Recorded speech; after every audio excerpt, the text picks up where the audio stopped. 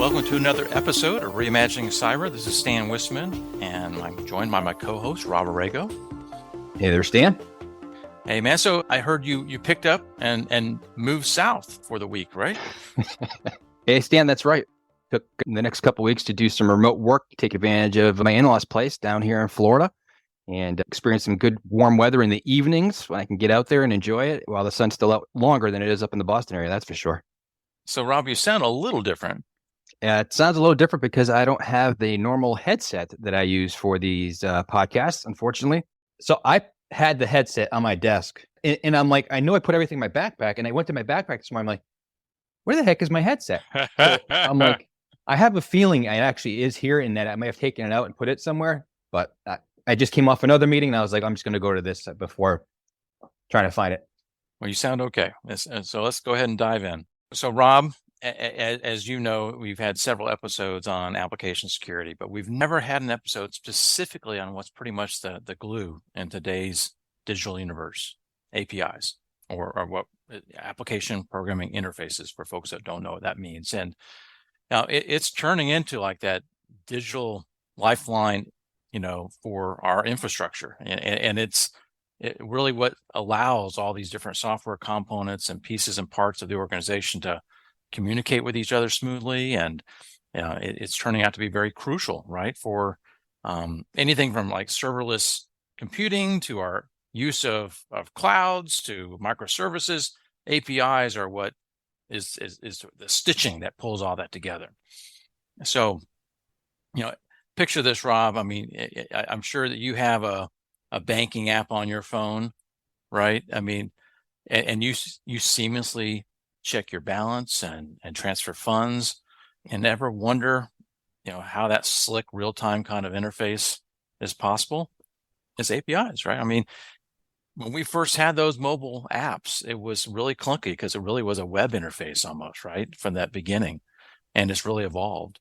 And thinking about web apps, I mean, that has been a radical evolution as well. We had those monolithic kind of structures before, and now we have this whole API-driven kind of ecosystem that we're seeing today, and that's really shifting it to much more of a dynamic and flexible way of interconnecting these architectures. And so I think that how we build web apps, much less any other application nowadays, has to think about that interconnectivity and how you leverage APIs effectively. But here's the kicker. As we've grown more dependent on these APIs, especially with multi-cloud. I mean, I mentioned cloud, but when you're using multiple cloud environments, it's even especially more important. There's this paradox, right? We are leaning more into use of APIs, but at the same time, they're now becoming a prime target for cyber threat actors, right? And I shared this recent study out recently on a blog about API security in 2024. It was funded by Fastly, and they shed some light on the fact that there's a trend of significant underinvestment in API security measures, and this is happening even though APIs become more critical and cyber attacks are increasing. So it's sort of a wake-up call in a way, right? It is. I think APIs have been around for quite some time, right? The sheer use of APIs has continued to just explode for obvious reasons, as you were calling out, all these different environments in the cloud, interacting between these applications, different data sets behind it all. But yeah, as you're pointing out, there are some serious risks associated to APIs, and I think there's definitely a much more of an emphasis we've seen on how you secure the APIs. So if you kind of break down some of those different areas of risk, when you look at APIs, is typically pretty solid documentation to support how the API works, and therefore makes it easier for developers to kind of, as you said, stitch them together, right, to get the outcome that they desire in connecting these applications.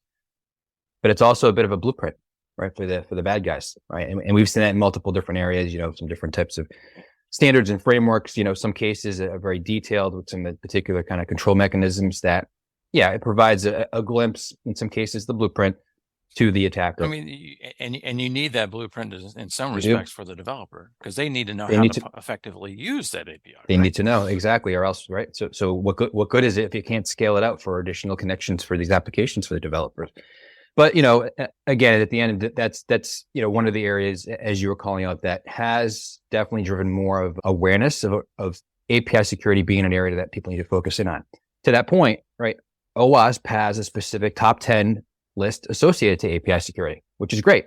Let's just pause for a second. I mean, most of our listeners, right, probably know what OWASP is, but in case they don't, it's the Open Web Application Security Project, right? And it's a nonprofit that's been focused on helping raise the bar on specifically many times web application security for the last 20 plus years, right?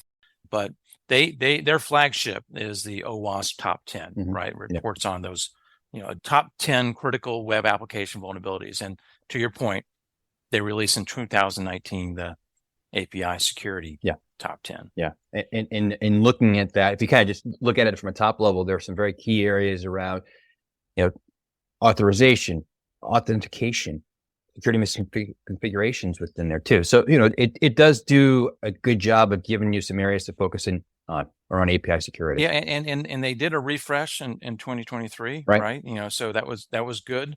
The takeaway I've in talking to a number of folks is that it does provide that benchmark of and give you sort of that foundation of what you need to be thinking about for securing your APIs, but you also need to augment that even with some of the core critical vulnerabilities that you find in the OWASP top 10. So the API security addresses things like broken object level authentication or authorization and excessive data measure. But you also, with the web application top 10, have injection flaws and cross-site scripting that could still be exploited with your APIs. So you need to sort of think about both when you're looking at how you're going to secure your APIs. Yeah. Well, Stan, why don't you maybe jump into a little bit about API security breaches themselves and some of that discussion? Yeah. So, I mean, some real world examples, because we're talking in the abstract of how they can be vulnerable and stuff. But do you remember that Quest diagnostic breach? Yes. Yep. There's so many, right? It's hard to remember all the different breaches, right? But it was a third-party billing company called the American Medical Collection Agency, and they experienced a data breach affecting approximately 11.9 million Quest patients. And that was an API vulnerability that was left exposed, and medical records were able to be extricated through that exposed API. And incidents like that sort of underscore the need to have that kind of comprehensive security testing that mimics the authentic real-world situations, including some of those tricky multi-factor or authentication setups that are required. You need a test to make sure that they're working properly.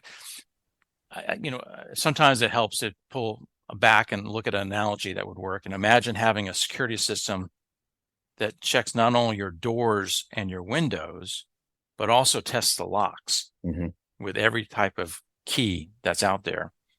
Well, that's what we need. We need the same kind of thing for our applications and the use of APIs. That we need to make sure that when a hacker comes knocking, our digital vaults aren't just going to swing open, right? And a concept that we've talked about in the past is this thing called an attack surface, right? Yes. And that attack surface is sort of what you have as exposures that could be leveraged by threat actors. And an application layer, the attack surface is expanding with all these APIs. So again, if you think about the door analogy, right, you're increasing the number of doors and windows into your application, right? That so you have to leverage tools like schemas and dynamic and static testing to get a better understanding of what's out there and have that understanding of what's being exposed. What is your attack surface in the context of APIs, right?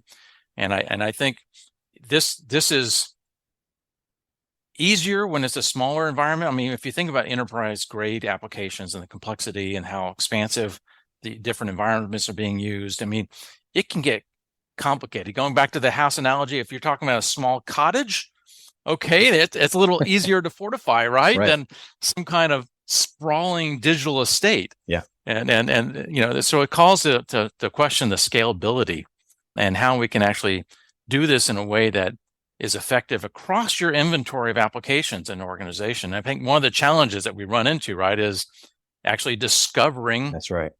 where those APIs are, right? Yep. And so that's a great lead in, right? That those are kind of the key areas of how do you get in and figure out where all these different APIs exist, but also how do they map out, right? The interconnection points. And so, what are the endpoints that they're actually communicating with and through? What's the different functions that are being used between all of them? The structures, the data behind that. So going through that, I think that's also been an area of focus is you need to understand what APIs you actually are using. But you have to have the visibility beyond that to actually do the kind of the logical mapping of their usage across all the different components that they have out there, right? Now that's a lot easier said in the statement than it is actually, right, being able to implement. And so one of the things that's actually kind of risen up to help with that is around the use of API security gateways in essence. So think of it as a proxy, right, to get through.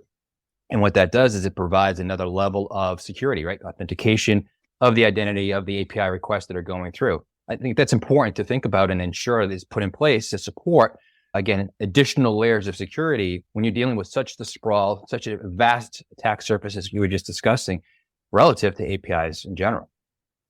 Right. And again, that can give you that layer of governance, right? Absolutely. As far as you can also make it a policy kind of thing.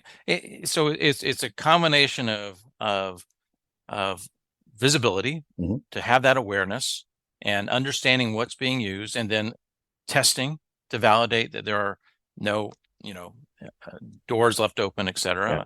But I think as you sort of like peel back the layers of API security and sort of get consensus on what's important, I think many organizations find themselves kind of on their back foot.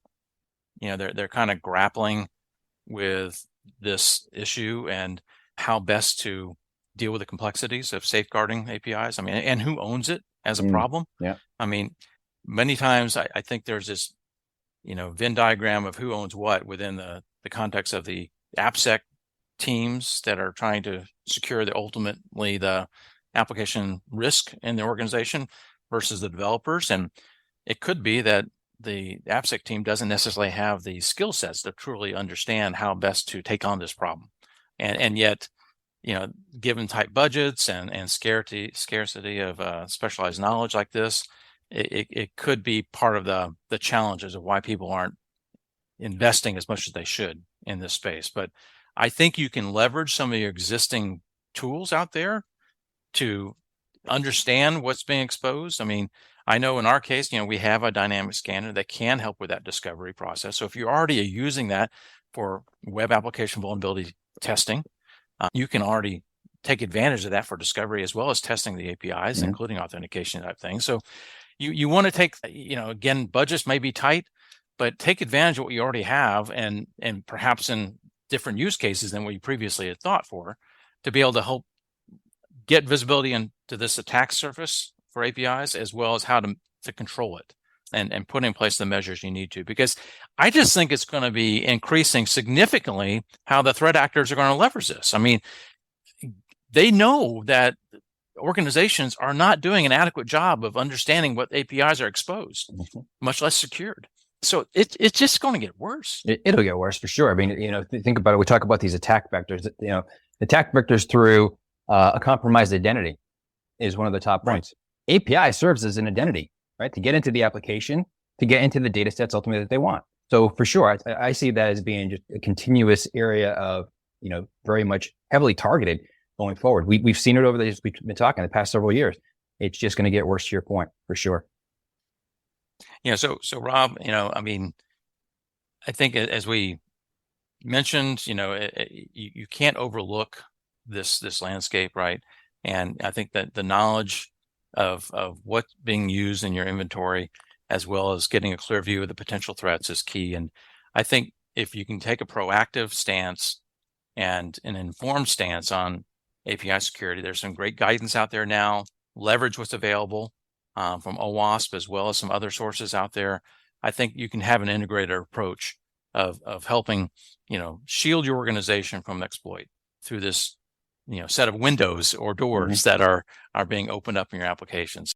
Yeah, and I think, Stan, your analogy is a great one as it relates to, kind of the small cottage versus that big digital Right. estate. Think about that. That's a great way to kind of paint the picture of what we're dealing with, this API ecosystem. But we've called out, it's an area that is got a lot more attention to it now, which is great. But again, it's also one that does provide another easier path for the attacker to get in. So, just working on understanding really what the different APIs are within your environment, getting an understanding also of what the mappings are, as we discussed earlier. I think those are great starting points. And as you called out, some additional kind of capabilities to drive more, understanding and awareness of just what's out there will help your overall. So good conversation. I know this is a sweet spot for you, Stan, around application security. And especially, as you said, we haven't covered security in the past. I think it's definitely a hot topic. So good discussion overall, Stan. Hey, thanks, Rob. Hello, producer Ben here, and just a quick heads up, the next episode of Reimagining Cyber is going to look at election security. The issue is more pertinent than ever, not just due to this year's US presidential election, but also because in 2024, almost half of the world's population will go to the polls in over 60 national elections. Rob and Stan have been speaking to Dr. Ben Adida, a co-founder and executive director of Voting Works, and his insights on election security are sought after worldwide. These are our fellow citizens who have lost trust in our elections. Right. That's right. tragic, Yeah. right? It is tragic. It's really it's tragic, and it's something that could be extremely detrimental to our democracy. And I don't want to be a doomer here, but it could be bad. What we do about it is to keep harping on the point that matters to me: more and more transparency and engagement and education and explanation, and so that we can convince as many people as possible. And it won't be 100%. It never is going to be 100%, but hopefully it can be more. But the approach we've had in the election technology space that has worked okay so far is no longer good enough for the challenges we face as a democracy. We need a completely different approach that starts with education and transparency and openness and engages with the messiness that is voting, right? There's, like any real world system, there's some messiness. That's Dr. Ben Adida, a co-founder and executive director of Voting Works, and that's going to be available from next Wednesday.